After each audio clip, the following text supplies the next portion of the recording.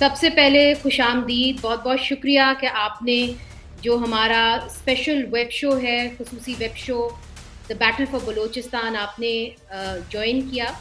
اور اس سے پہلے کہ میں اپنے مہمانوں کا تعارف کرواؤں، میں ذرا سا بتا دوں کہ جو آج ہم نے جس ایشو کے اوپر آپ سب کو اکٹھا کیا ہے، اس کے اندر بلوچستان کا ہی ایشو ہے۔ بلوچستان کے اب بہت سارے مسائل ہیں، سیر فہرست جو ہے وہ لاپتہ افراد کا مسئلہ ہے، اور اس وقت بلوچستان سے سینکڑوں کی افراد تعداد کے اندر جو ہیں افراد لاپتہ ہیں، اور بلوچستان پاکستان کا سب سے پسماندہ صوبہ ہے، سب سے بڑا صوبہ ہے، مگر بہت سارے علاقے کے اندر نہ صاف پانی ہے، نہ بجلی ہے، نہ گیس ہے۔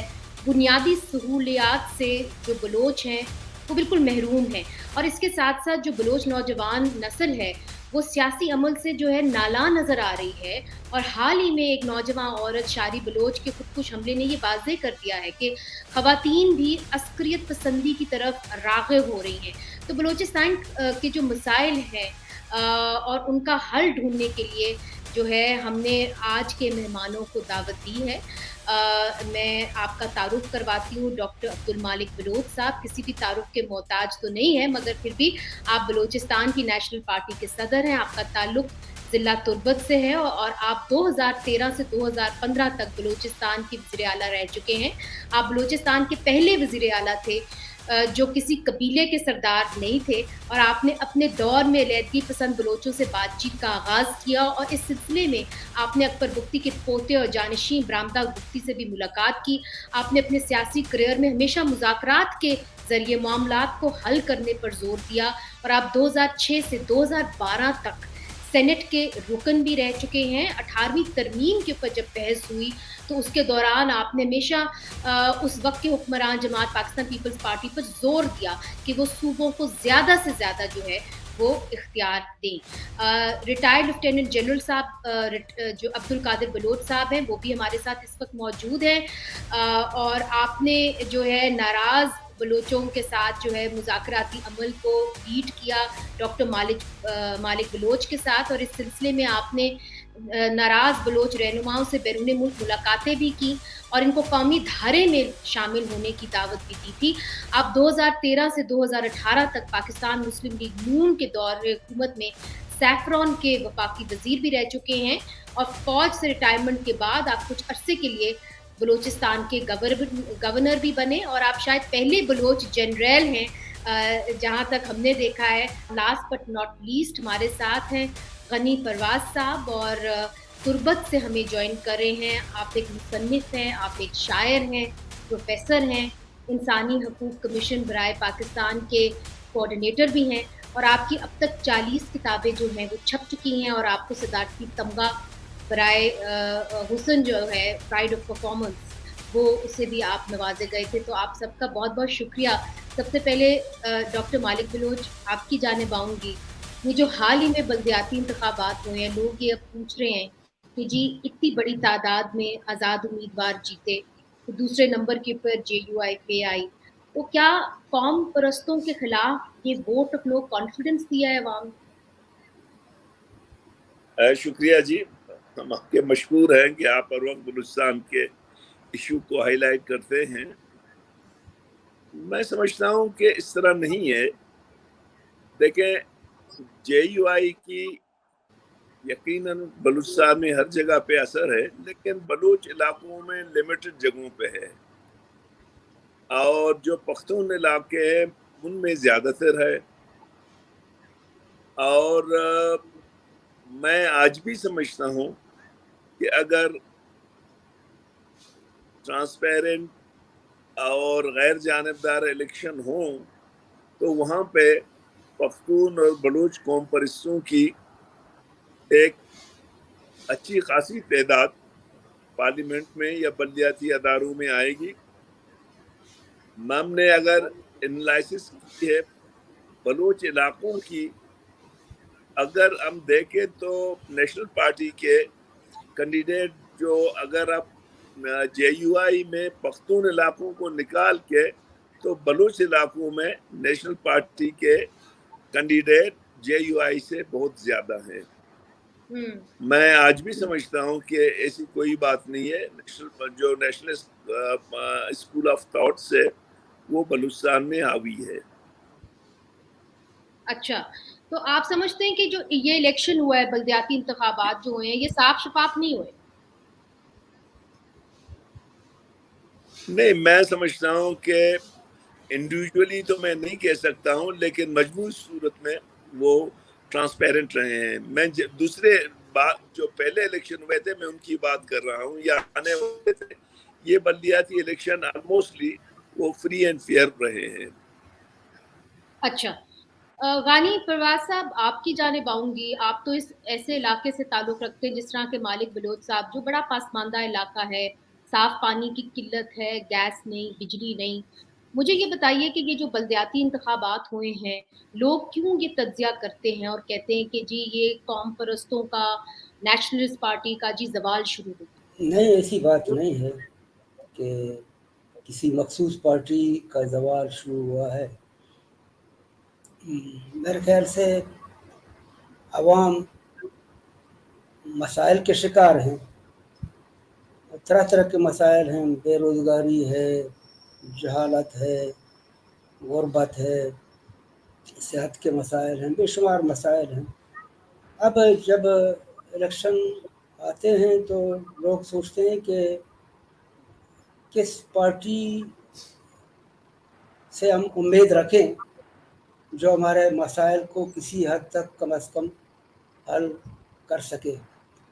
تو اس لیے جس پارٹی سے زیادہ امید رکھیں کہ وہ پارٹی زیادہ مسائل کو حل کرنے کے قابل ہے تو اس کی طرف رجوع کرتے ہیں اور اسے ووٹ دیتے ہیں.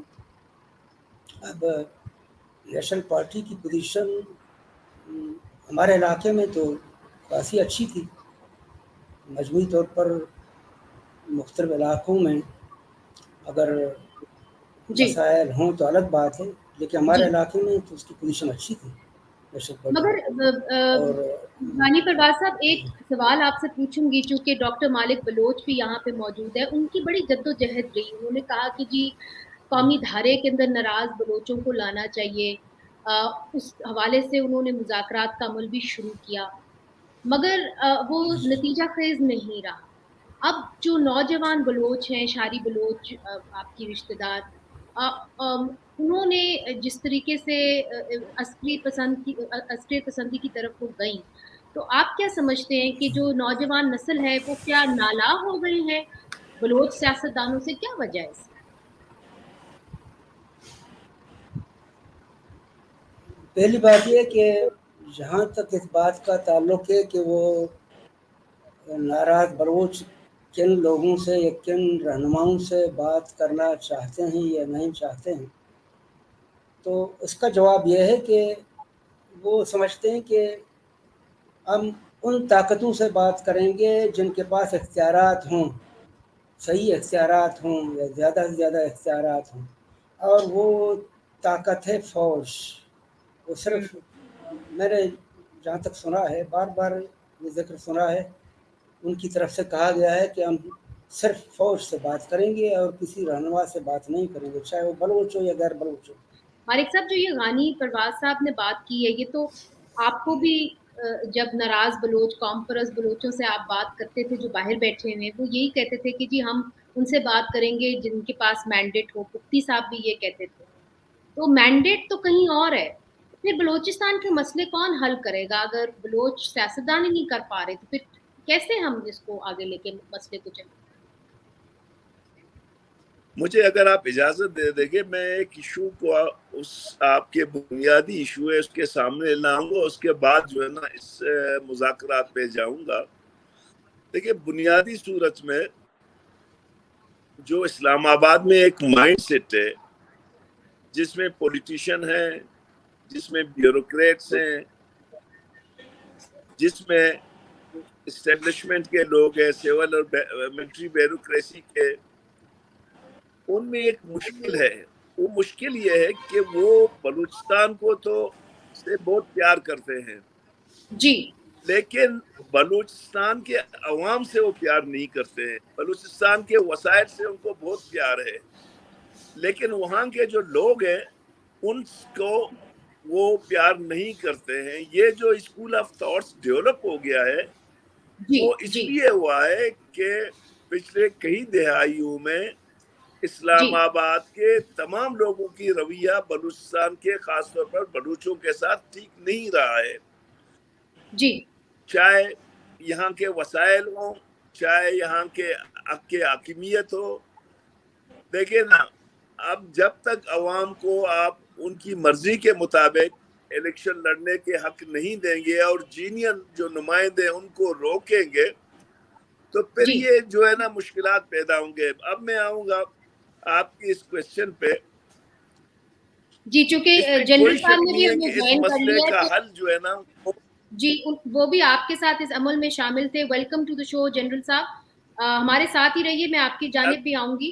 تو مالک صاحب اپنی بات ختم کر لیں. جی مالک صاحب.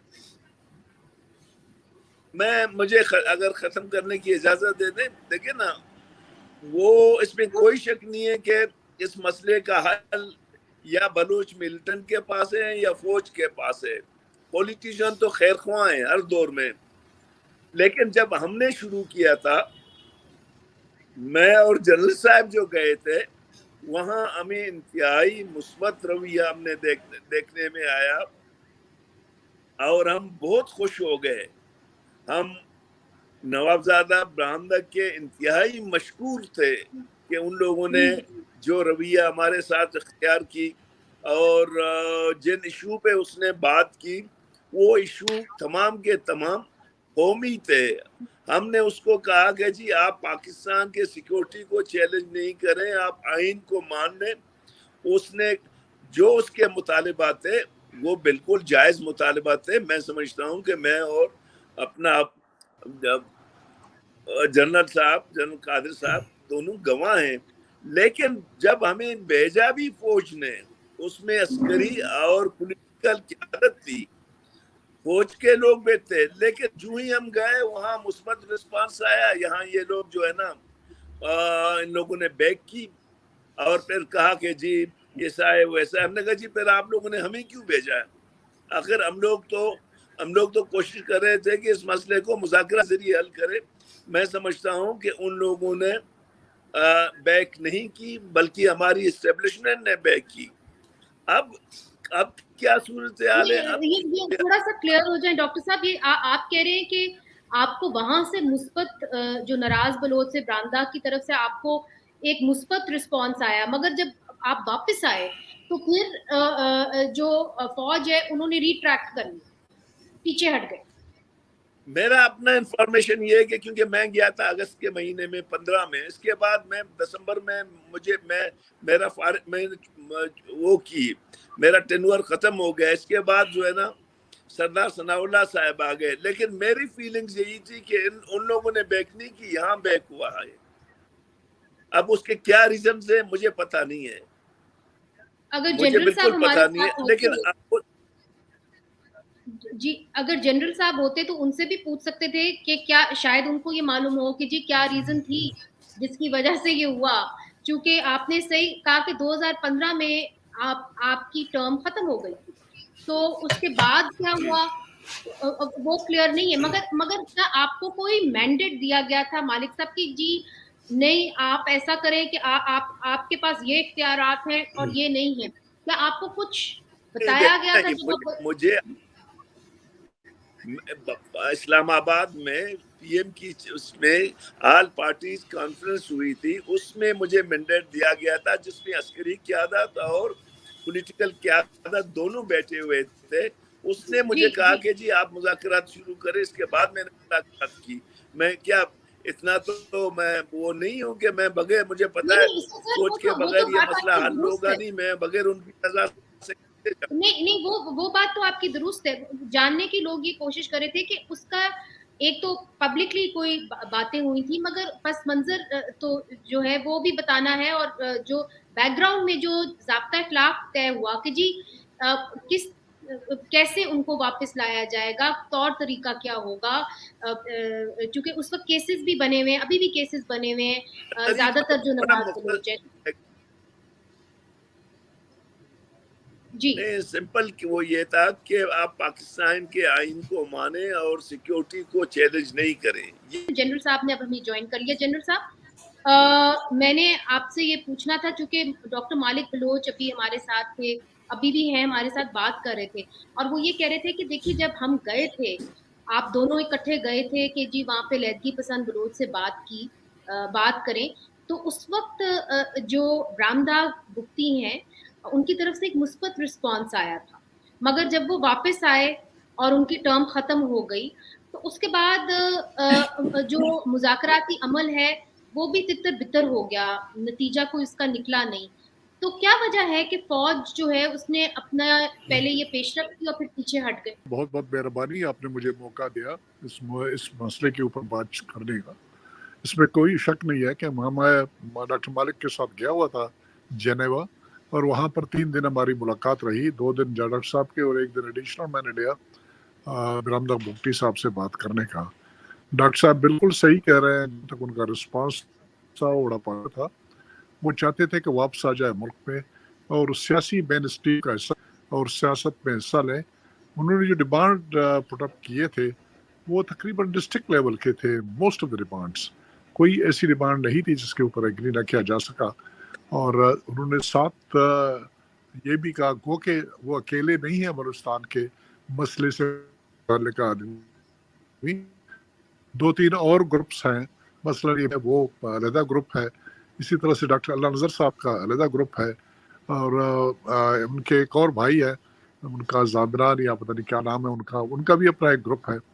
لیکن جی وہ یہ کہہ رہے تھے کہ یہ, اور ایک مینگل صاحب, جاوید مینگل صاحب کا گروپ ہے, تو وہ کہہ رہے تھے کہ جاوید مینگل صاحب اور وہ مری صاحب دوسرے جو ہیں, ان 2 کو وہ بھی لا سکتے ہیں اگر ان کے ساتھ ایگریمنٹ ہو جاتا ہے. تو سبسیکوینٹ میٹنگ کی انہوں نے بات کی کہ وہ ان کے مطالبات اور اپنے جو ہماری ڈسکشن ان کے ساتھ ہوئی تھی اس کے بارے میں واپس آئے اور پرائم منسٹر صاحب نواز شریف صاحب کو ہم نے بتایا. اور اس کے بعد ہماری پھر GHQ میں ایک میٹنگ ہوئی, اور وہاں پر بھی ہم نے جو اپنے ہمارے تاثرات تھے, جو ہمارے ریکمنڈیشنز تھے, وہ ہم نے پٹ اپ کیے. لیکن انفارچونیٹلی اس کا نتیجہ اس طریقے سے نہیں نکل سکا جس طرح نکلنا چاہیے تھا. اگر اس کا کیا وجہ نتیجہ تھی جنرل صاحب؟ پازیٹیو نکلتا اس طرح سے جیسے برامدہ صاحب نے بات, تو برامدہ والا معاملہ شاید حل ہو جاتا, وہ ایک سائڈ ہو جاتی. ابھی اس کے بارے میں کیا کہہ سکتا ہوں, میں اتنا کہہ سکتا ہوں کہ یہ کہہ دینا کہ جی وہ بالکل نمائندہ شخصیت بلوچ کاز سے متعلق یا بلوچ ریسٹلسنس یہ جو اس وقت کاروائی چل رہی ہے کہ ان کے ساتھ اگر کوئی بات ہو جاتی تو حل ہو جاتا, وہ بھی صحیح ہے نہیں ہے. وہ ایک 4 میں سے ایک گروپ کی نمائندگی کر رہے تھے, تو اس کا معاملہ شاید سلجھ جاتا اگر اس کے ڈیمانڈس کے ساتھ ایگریمنٹ ہوتی ہے, بات چیت کو آگے چلایا جاتا. لیکن پرابیبلی میں کہہ نہیں سکتا ہوں کہ یہ شاید میرا اندازہ ہے کہ جہاں پر ہماری میٹنگ ہوئی تو وہ اس ایک کو کافی نہیں سمجھتے تھے, اور وہ دوسرے لوگوں کے ساتھ بھی بات چیت کا کچھ سلسلہ کرنا چاہتے تھے اپنے طور پہ. میں اس کے بارے میں کچھ نہیں کہہ سکتا ہوں کیونکہ یہ میرے انیشیٹو پہ میٹنگ نہیں ہوتی. ڈاکٹر صاحب کو اگر انہوں نے پہلے سے بتایا تھا یا نہیں بتایا تھا, وہ چیف منسٹر تھے, زیادہ با اختیار تھے, تو مجھے تو بلایا گیا اور ڈاکٹر صاحب کے ساتھ جانا ہے وہاں بات چیت کرنے کے. نہیں, مگر جنرل صاحب چونکہ ڈاکٹر مالک بلوچ صاحب بھی کہتے ہیں کہ جی ان کا جو اختیار تھا تب تک ان کی ٹرم ختم ہو گئی تھی, تو آپ کی اپنی کیا اسیسمنٹ ہے کہ کیا کیوں نہیں بات آگے بڑھ پائی, اس کے اوپر فوج کیوں نہیں پیش رفت کر پائی؟ کیا وہ سمجھتی ہے کہ ضروری ہی نہیں ہے ناراض بلوچوں سے بات چیت کرنا؟ اور آپ کی کیا رائے ہے کہ اب بات چیت ہونی بھی چاہیے کہ نہیں ہونی چاہیے, پھر سے آغاز ہونا چاہیے کہ ضروری نہیں ہے؟ اب منظم معاملات یہ ایک بہت ہی سیریس مسئلہ ہے. انفارچونیٹلی اب ایک کو ایک سیکیورٹی پرابلم کے طور پر اس کو ہینڈل کیا جا رہا ہے, جو کہ کبھی بھی وہ نتیجہ نہیں دے سکے گا جو ڈیزائربل نتیجے ہے کہ ملک پہ امن آ جائے اور یہ واپس آ جائے اور مین اسٹریم کا حصہ بن جائے. اور وہ جو بھی ان کے پاس کازز ہیں, جو وجوہات ہیں جس کی بنیاد کے اوپر یہ جو ہمارے کو ناراض بلوچ کہیں, ٹیررسٹ کہیں, یا جو بھی سرمچوں ان کو دے دے, لیکن انہوں نے ایک کاز اپنا بنایا ہوا, ایک نیریٹو بنایا ہوا ہے, اور اس نیریٹو میں اتنی اپیل ہے کہ ابھی ٹھیک ٹھاک میچور قسم کے خاتون، پڑھی لکھی خاتون، وہ اگر اپنے آپ کو اڑاتی ہے طریقے سے، اور لوگ اب تک سوئسائڈ افکار میں رہے ہیں وہ بھی کافی میچور قسم کے ہیں، تو یہ ایک لمحہ فکریہ ہے، بہت فکر کی بات ہے، اور اس کو دیکھنے کی ضرورت ہے، اس کے اوپر سوچنے کی ضرورت ہے کہ وہ کیا وجوہات ہیں جس کی بنیاد کے اوپر اس ایکسٹریم میں چلے گئے۔ ہمیں تو یہ بھی جی انفارمیشن ملی تھی کہ طالبان کی طرف سے جو سوئسائڈ ہوتا تھا وہ ینگ لڑکے تھے، یہ تو زیادہ میچور قسم کے لوگ ہیں، جی بالکل، تو اور اس بڑی میں پڑھی لکھی سوچنے کی خاتون تھی، بڑی پڑھی لکھی خاتون تھی، کرنے کی۔ وانی میں پروان ایک اور کی۔ بات مرزا کہنا چاہتا ہوں، جی جی مرزا مجھے جی موقع دیں۔ پرابلم جی سارا یہ ہے کہ گریوٹی کا پتہ نہیں ہے۔ جب بلوچ کاز کی بات، پولیٹیکل ایلیمنٹس کی بات ہوتی ہے کہ جو بلوچ کاز کی نمائندگی اس کے اور سینٹرل گورنمنٹ کے ساتھ بات چیت کرے اس مسئلے، کوئی بھی اس وقت ایسی قیادت نہیں ہے سیاسی طور پر موجود جو ایسا کہ کمپلیٹ نمائندگی کرتے ہیں۔ مالک صاحب ہمارے ساتھ موجود ہیں، غانی صاحب جلدی سے، اس سے پہلے کہ مالک صاحب کو میں انکلوڈ کروں، جو یہاں پہ بات کر رہے تھے جنرل صاحب کی، جی سیکیورٹی سچویشن کے معاملے کو جو ہے وہ اس کے اندر ایک سیاسی عمل کے طور پہ اس کو دیکھا نہیں جا رہا، سیاسی طور پہ اس کا حل ڈھونڈا نہیں جا رہا، نہ فوج ڈھونڈ رہی ہے نہ ملیٹنٹس ڈھونڈ رہے ہیں، پھر جو حل ہے وہ تو سیاست دانوں نے نکالنا ہے نا جی۔ اگر آپ دو ایکسٹریمز کو دے دیں گے تو پھر اس کا حل دونوں ایکسٹریمز کی طرف سے کیسے نکلے گا؟ ظاہر ہے کہ مذاکرات تو ہمارے سول حکمرانوں کے سامنے چاہیے اصل میں، اور اس کا فوج سے تعلق نہیں ہونا چاہیے، لیکن ہمارے ہاں پاکستان کی تاریخ میں یہ بات واضح رہی ہے ہمیشہ کہ زیادہ اختیارات فوجی کے پاس رہے ہیں۔ آئین کے مطابق تو سول حکومتوں اور حکمرانوں کے پاس ہیں سارے اختیارات، حتیٰ کہ خود فوج بھی ہمارے سول حکمرانوں کے ماتحت ہے آئین کے مطابق، لیکن بدقسمتی سے ایسا نہیں ہے۔ اب یہ جو مسنگ پرسن کا مسئلہ ہے، اس وقت بعض تجزیوں کے مطابق 50,000 سے زیادہ بلوچ، صرف بلوچ 50,000 سے زیادہ غائب ہیں، لاپتہ ہیں۔ غانی صاحب یہ بات کر رہے ہیں کہ جی کس مسئلے کا حل تو پھر اگر فوج کے پاس ہے تو پھر سیاستدانوں کی جگہ کہاں بچی، آپ جیسے سیاستدانوں کی؟ دیکھیں میں سمجھتا ہوں کہ اس مسئلے کا حل اس کا سیاسی ہے، کوئی فوجی حل اس کا موجود نہیں ہے۔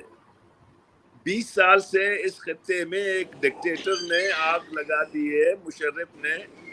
ہم بلوچ لوگ متواتر اس میں جو ہے نا مشکلات میں ہیں۔ اب ریسنٹلی کیا ہوا ہے؟ ریسنٹلی یہی ہوا ہے کہ جو ہے نا 9 آدمی وہ لاپتہ تھے جن کو جو ہے نا مار دیا گیا۔ یہ کیا کریٹ کر رہے ہیں؟ یہ نفرتیں بڑھا رہے ہیں، نفرتیں کم نہیں ہوگی۔ دیکھیں نا، اصل چیز تو ریاست کے ساتھ وفاداری ہے۔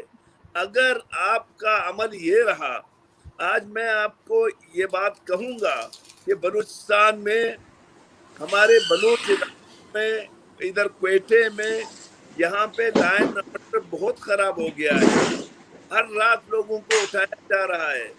یہ ہمارے راستوں میں جو ہے نا روزانہ جو ہے نا ڈاکے پڑ رہے ہیں، نوجوانوں کو اٹھایا جا رہا ہے۔ اس کا حل صرف اور صرف مذاکرات ہے۔ میں سمجھتا ہوں کہ اس طرح سے لوگوں کو غائب کر کے مارنا اس کا بالکل حل نہیں ہے۔ اس سے نفرتیں بڑھیں گی، اس سے بہتری نہیں آئے گی۔ جب تک آپ مذاکرات نہیں کریں گے، میں سمجھتا ہوں کہ اس مسئلے کا حل ہی مذاکرات ہے۔ یہاں لاپتہ افراد کا مسئلہ حل ہونا چاہیے، پولوٹریٹڈ باڈی کا مسئلہ حل ہونا چاہیے، لائن آرڈر کو بہتر کیا ہے۔ ایک کانفیڈنس بلڈنگ تو شروع ہو نا۔ روزانہ جو کانفیڈنس ہے وہ جو ہے نا بریچ ہو رہا ہے، وہ دوریاں بڑھ رہی ہیں۔ یہ جو یہ عمل ہوا ہے، آپ تصور نہیں کر سکتے کہ بلوچ نوجوانوں میں کتنا جو ہے نا وہ بڑھ گیا ہے جذبات۔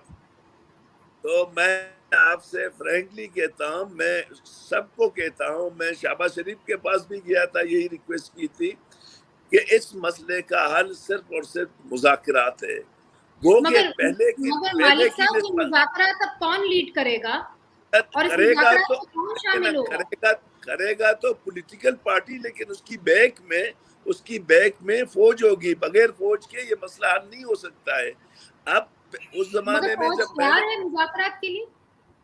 دیکھیں مجھے اس کا پتہ نہیں ہے اب کیا وہ تیار ہے یا تیار نہیں ہے. میں تو اب اپوزیشن میں بیٹھا ہوں. میں ابھی جناح روڈ سے آ رہا ہوں، ادھر خوب جو ہے نا شیلنگ ہو رہی ہے نوجوانوں پہ وہاں جو تو مجھے پتہ نہیں ہے وہ تیار ہے تیار نہیں. البتہ شیلنگ اور فائرنگ کی آوازیں ہم نے سنی ہے.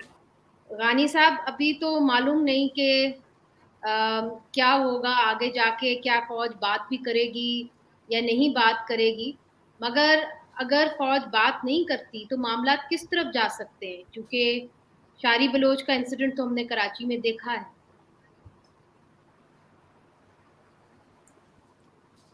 میں سمجھتا ہوں کہ یا تو فوج کو بات کرنی چاہیے، اور اگر وہ خود براہ راست بات نہیں کرے گی تو اسے چاہیے کہ ہمارے سول جو حکمران ہیں، ہمارے سیاسی رہنما ہیں، انہیں اختیارات دے دیں، پورے اختیارات ان کو دے دیں تاکہ وہ بات کریں، مذاکرات کریں اور مسائل کو حل کرنے کی کوشش کریں.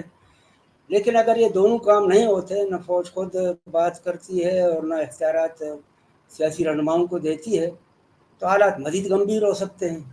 ابھی جو عورتیں خودکش حملے کیوں کرتی ہیں، وجہ یہ ہے کہ حالات بہت گمبھیر ہو چکے ہیں، حد سے زیادہ گمبھیر ہو چکے ہیں. اور اس قسم کے لوگوں کا کہنا یہ ہے کہ ہم بلوچوں کے جو ناگفتہ بہ آلات ہیں ان کو دیکھ بھی نہیں سکتے ہیں، اتنے خراب ہیں. بے روزگاری کی انتہا ہے، غربت کی انتہا ہے، اور صحت مسائل ہیں، تعلیم کے مسائل ہیں، مسنگ پرسن کے مسائل تو سب سے زیادہ ہیں. ان کو چھوڑنے کے لیے ادارے تیار نہیں ہیں. تو سوئی گیس بلوچستان سے نکلتی ہے اور خود بلوچستان اس سے محروم ہے، حتیٰ کہ سوئی کا مقام بھی اس سے محروم ہے جہاں سے وہ نکلتی ہے. تو ایسے حالات میں حالات گمبھیر کیسے نہیں ہو سکتے؟ آپ سے لاسٹ کامنٹ میں چاہوں گی کہ اس بار مذاکرات اگر ہوں گے تو ان کا فریم ورک کیا ہونا چاہیے؟ کیا کیا اختیار سیاستدانوں کے پاس ہونے چاہیے؟ دیکھیے کیونکہ میں سمپلی یہ کہتا ہوں کہ یہ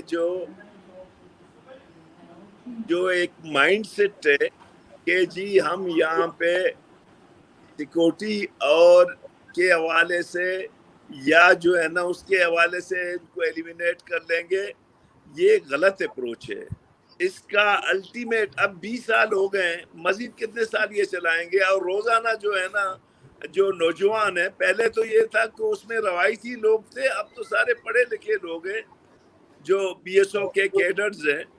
دیکھیں اس کا علاج یہ نہیں ہے کہ آپ روزانہ جو ہے نا مسنگ پرسن کو جو ہے نا مس کر دیں یا ان کے بلوٹریٹڈ باڈیز جو ہے نا گرا دیں. اس کا صرف مسئلہ حل یہ ہے کہ آپ مذاکرات میں جائیں، ان کو قائل کریں کہ آپ آئیں، اس آئین کے تحت اس ملک میں رہیں، اس کی سیکیورٹی کو چیلنج نہیں کریں.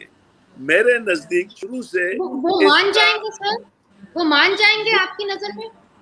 دیکھیں نا مجھے تو اس کا بھی پتہ نہیں ہے. جس ٹائم میں تھا تو اس میں کافی اسیسمنٹ سر، آپ کی اسیسمنٹ کیا ہے؟ میری اسسمنٹ ابھی بالکل مختلف ہے. میں نہیں سمجھتا ہوں کہ اس وقت وہ حالات ہیں جو میں نے اور جنرل صاحب نے اس زمانے میں مذاکرات کیے تھے. اس بگڑ وقت گئے. بہت سے لوگ اس پہ اتفاق کر رہے تھے جو جنرل صاحب نے نشاندہی کی. لیکن دیکھیں نا آپ کو جب ہمارے ہاں جب آپ جاتے ہیں کسی کے پاس، وہ آپ کو عزت دیتا ہے، تو بیچنے والے پھر اپنے جو ہے نا ان کو تو پھر اون کرے نا.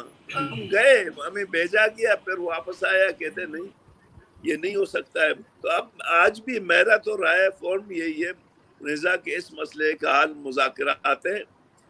ہم یہاں پہ دیکھیں نا یہ دونوں جو سلسلے چل رہے ہیں ملیٹنسی کے، چاہے سرمچار ہو، ملیٹنٹ ہو یا سیکورٹی ایجنسیاں ہو، اس مسئلے کو اس طرح سے حل نہیں کر سکتے ہیں. میرا تو چونکہ میں جمہوری آدمی ہوں، میں سمجھتا ہوں کہ جمہوری انداز پہ مسئلے حل ہو سکتے ہیں، بندوق کے ذریعے حل نہیں ہو سکتے ہیں.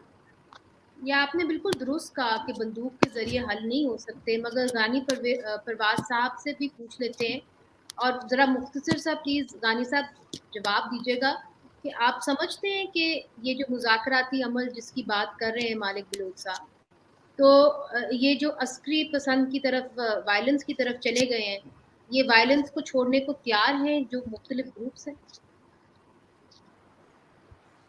اس سلسلے میں ڈاکٹر صاحب سے بالکل متفق ہوں.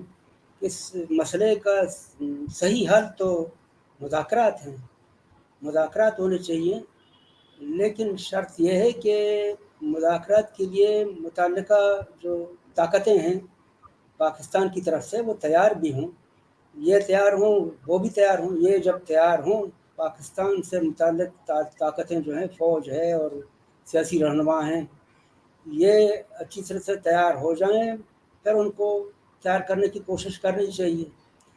تو میں سمجھتا ہوں کہ صحیح معنوں میں مذاکرات ہوں اور مسائل صحیح معنوں میں لیا جائے. کون سے مسائل ہیں، غانی صاحب، کون سے مسائل ہیں بلوچوں کے یا بلوچستان کے حقوق کیا ہیں، تو ان کو صحیح معنوں میں لیا جائے تو مذاکرات بندوق رکھنے کو تیار ہے؟ سے فائدہ ہو سکتا ہے. میرے خیال ہے تیار ہو سکتے ہیں، امید ہے اگر صحیح معنوں میں مسائل کو لیا جائے. اس طرح نہیں کہ کہا جائے کہ بس چھوڑو یہ کام چھوڑو ورنہ جان سے مار ڈالیں گے، تو مسلسل ان کو مارا جائے، اغوا کیا جائے، غائب کیا جائے. یہ مسائل کا حل نہیں ہے. مسائل کا حل جیسے کہ ڈاکٹر صاحب کہہ رہے ہیں مذاکرات ہی ہیں، لیکن مذاکرات بامانی ہوں، بامقصد ہوں، بے مقصد اور بے معنی نہیں، مگر بے معنی مخلصانہ ہوں. جو آپ مخلصانہ طور پر ہم چاہیں کے کہ ساتھ ہو ان سے غانی مذاکرات صاحب، کریں.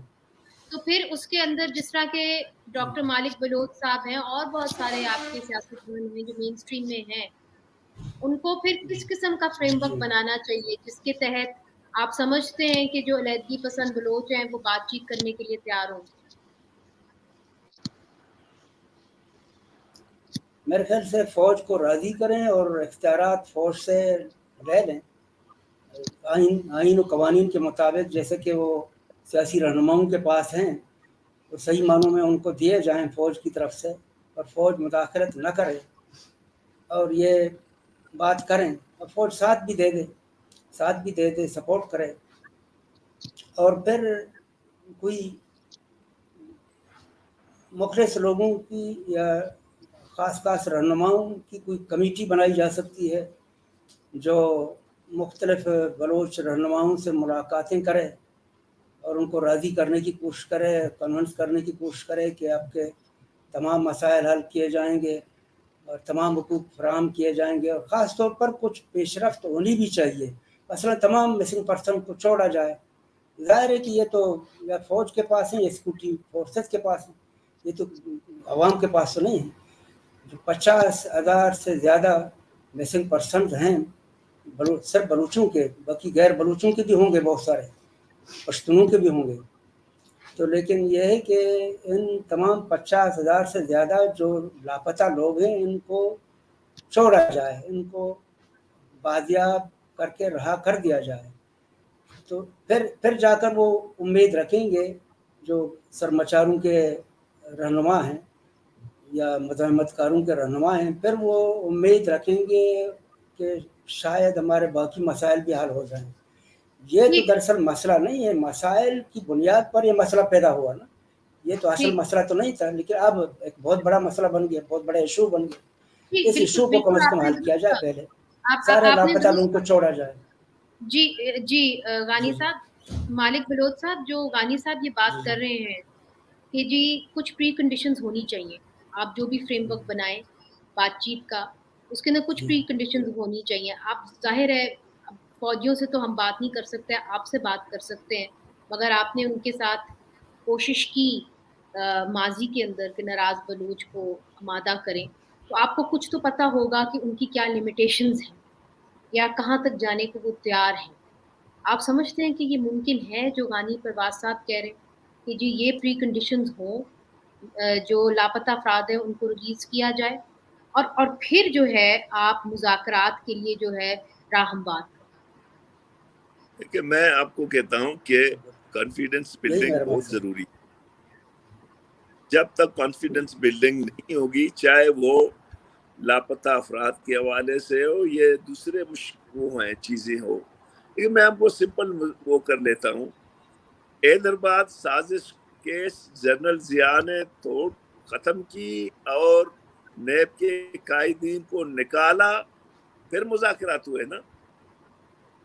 اگر نہیں، اگر ضیاء اللہ کہہ دیتا کہ جی میں تو ختم نہیں کروں گا، آپ لوگ آؤ میرے ساتھ اس کے جیل کے اندر مذاکرات کرو، یہ تو بھٹو صاحب نے بہت کوشش کی، لیب والوں نے نہیں کی. تو میں سمجھتا ہوں کہ کانفیڈنس بلڈنگ ضروری ہے. اور میں آپ کے چینل کے حوالے سے یہ ایمانداری سے کہتا ہوں کہ وہاں آپ تصور نہیں کر سکتے ہیں کہ ہمارے حالات کتنے خراب ہو رہے ہیں.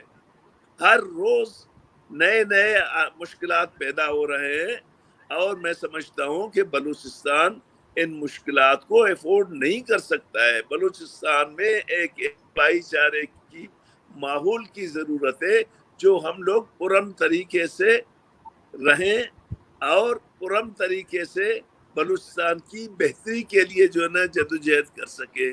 جو ماحول پیدا ہو رہا ہے، میں یقین سے کہتا ہوں کہ آج آپ کے روڈز جو ہے نا، صرف میں رات کو کہوں گا کہ رات کو جو کوئٹہ کراچی روڈ پہ کتنے ڈاکے پڑے ہیں. کوئٹے کے اندر روزانہ جو ہے نا کیا کیا فائرنگ ہو رہی ہے. اب وہ سینس آف انسیکیورٹی روز بروز بڑھ رہا ہے. جو 2013 میں تھا، ہم نے بڑی مشکل سے اس کو کنٹرول کی. اب سینس آف انسیکیورٹی بڑھ رہا ہے. ضرورت اس امر کی ہے کہ جو پولیٹیکل لیڈرشپ ہے، جو عسکری لیڈرشپ ہے، ان کو بیٹھ کے بلوچستان کو کے حالات کو صحیح معنوں میں حل کرنے کی کوشش کریں. اور وہ یہ ہے کہ کانفیڈنس بلڈنگ اینڈ مذاکرات. اس کے علاوہ میں نہیں سمجھتا ہوں کہ کوئی حل اور موجود ہے. بندوق سے اگر ہوتا تو 20 سال تو ہو گئے ہیں.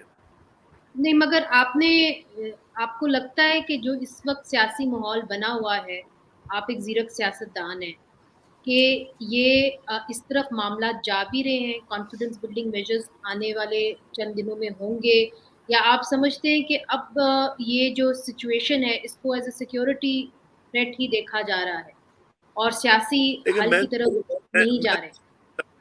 میں تو ایمانداری سے سمجھ رہا ہوں کہ روز بروز بدتر ہو رہے ہیں، بہتری کی جانب نہیں جا رہے. ہم لوگ بدتری کی جانب جا رہے ہیں، کیونکہ ہماری جو پولیٹیکل جو لیڈرشپ ہے وہ اس کو پرائرٹی میں نہیں رکھ رہا ہے. میں معذرت کے ساتھ کہتا ہوں.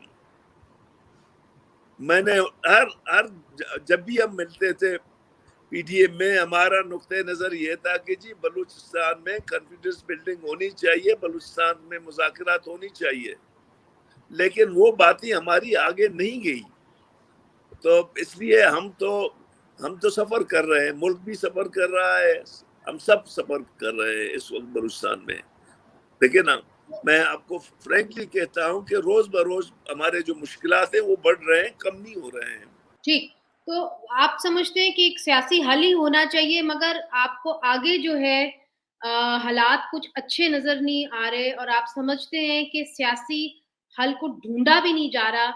پہلے تو آپ نے کوشش کی، آپ کے ساتھ مجھے جی تو فرینکلی نہیں لگتا ہے. خدا کرے کہ میرے تجزیہ غلط ہوں. وہ شاید ڈھونڈ رہے ہیں. جتنا ڈیلے ہوگا اس میں ہمارے نقصان ہوگی، زیادہ خون خرابہ ہوگا. اس کا جتنا جلدی چاہیے اس کا حل. دیکھیں نا، میں نے کافی اس پہ آرگومنٹ کی. دنیا میں گوریلا جنگ کو کاؤنٹر کرنے کے لیے 2 اسٹریٹجی تھی. ایک تامل اسٹریٹجی تھا، دوسرا جو ہے نا آئرش اسٹریٹجی تھا، آئرلینڈ کا تھا. تو یہاں تامل والا اسٹریٹجی نہیں چلے گی، یہاں جو ہے نا مذاکرات والا اسٹریٹجی چلے گی. آپ جتنا ٹرائی کریں، بلوچستان اور اس میں جافنا میں بہت فرق ہے، رقبے کے لحاظ سے اور ماحول کے حوالے سے بہت بڑا فرق ہے. بہت بہت شکریہ ڈاکٹر مالک بلوچ، آپ نے ہمیں جوائن کیا. بڑا اہم ایشو تھا. غانی پرواز صاحب، آپ نے بھی ہمیں جوائن کیا. جنرل عبد القادر بلوچ صاحب نے بھی ہمیں جوائن کیا. میرا خیال ہے کہ ہمارے تینوں مہمانوں کا ایک کنسنسس ہے کہ سیاسی ڈائلاگ کی ضرورت ہے. اب اس ڈائلاگ کو جو ہے وہ ہونا ہے ملیٹنٹ اور فوج کے درمیان. سیاستدان چاہتے ہیں کہ سیاسی ڈائلاگ ہو. مالک بلوچ صاحب کہتے ہیں کہ جی سیاسی ڈائلاگ اگر ابھی نہیں ہوگا، غانی پرواز صاحب بھی کہتے ہیں کہ اگر نہیں ہوگا تو حالات بہت بگڑ جائیں گے. مگر اب سوال یہ ہے کہ کیا فوج سیاسی ڈائلاگ کے لیے تیار ہے یا نہیں ہے، یا بلوچستان کے مسئلے کو ایک سیکیورٹی سچویشن کے طور پہ دیکھتی ہے. یہ ایک بہت اہم سوال ہے، اور اسی سوال کے ساتھ جو ہے میں پروگرام بند کرتی ہوں، ختم کرتی ہوں یہاں پہ. بہت بہت شکریہ کہ آپ نے ہمیں جوائن کیا. آپ دیکھتے رہیے voicepk.net.